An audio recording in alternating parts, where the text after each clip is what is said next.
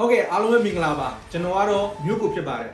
ဒီနေ့မှာတော့ဂျပန်နိုင်ငံရဲ့လွှတ်တော်ထဲမှာနိုင်ငံသားရေးမူဝါဒနဲ့ပတ်သက်ပြီးဘလို့တွေအားပြိုင်နေကြလဲပြီးလို့ရှိရင်လက်ရှိအာဏာရပါတီတွေနဲ့တခြားလူပုဂ္ဂိုလ်ပါတီတွေဟာဘလို့နိုင်ငံသားရေးမူဝါဒကိုကင်တွယ်နေကြလဲ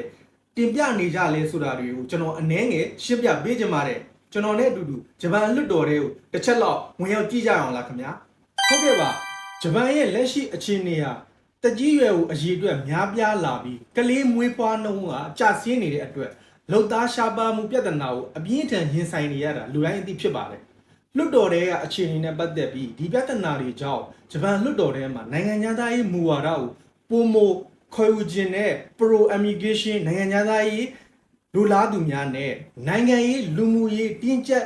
ချင်နေတဲ့ conservative ရှေးရိုးဆွဲဝါဒီတွေကြားမှာအပြင်းထန်အားပြိုင်မှုတွေရှိနေပါတယ်။နိုင်ငံသားရွှေပြောင်းလုပ်သားများကိုပုံမလိုလားပြီးတော့ပံ့ပိုးပေးသူများ pro immigration စီးပွားရေးလက်ပတ်ဖို့နဲ့နိုင်ငံသားတွေကိုပုံမလက်ခံဖို့နဲ့ဗီဇာဖြေလျှော့ပေးဖို့တွန်းအားပေးနေတဲ့အုပ်စုဖြစ်ပါတယ်။အာဏာရပါတီဖြစ်တဲ့ LDP ပါတီအတွင်းမှာတော့တိုးတက်ပြောင်းလဲလိုသူတွေလည်းတချို့ရှိနေပါတယ်။အဲ့ဒီတဲကမှ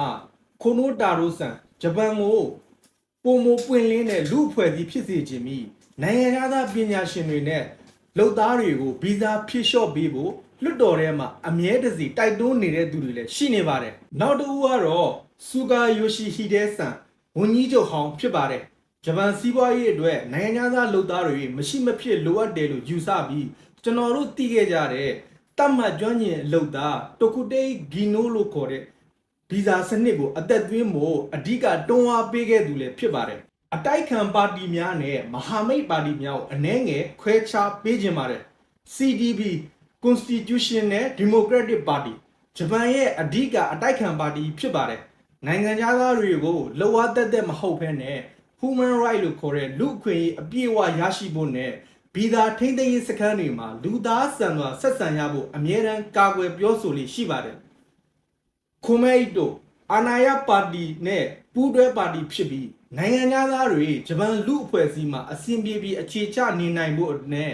လူမှုဖူလုံရေးမူဝါဒတွေကိုထောက်ခံပေးလိရှိပါတယ်။နောက်တစ်ခုကတော့နိုင်ငံသားမူဝါဒအပေါ်မှာတင်းကျပ်စေခြင်းပြီးတော့ဝေဖန်ကန့်ကွက်သူများ conservative party ဖြစ်ပါတယ်။ဂျပန်ရဲ့ရိုးရာယဉ်ကျေးမှုပျက်စီးမှာရာဇဝတ်မှုမြင့်တက်လာမှာကိုစိုးရိမ်တဲ့အတွက်ကြောင့်ဗီဇာနဲ့လူဝင်မှုကြီးကြပ်ရေးကိုအလွန်အမင်းတင်းကျပ်ဖို့လိုလားသူတွေလည်းဖြစ်ပါတယ်။အဓိကဝေဖန်သူများနဲ့ပါတီတချို့လည်းရှိနေပါသေးတယ်။ဂျပန်ရဲ့ Innovation Party ဒီပါတီဟာစီကံဖောက်ပြတဲ့နိုင်ငံသားတွေနဲ့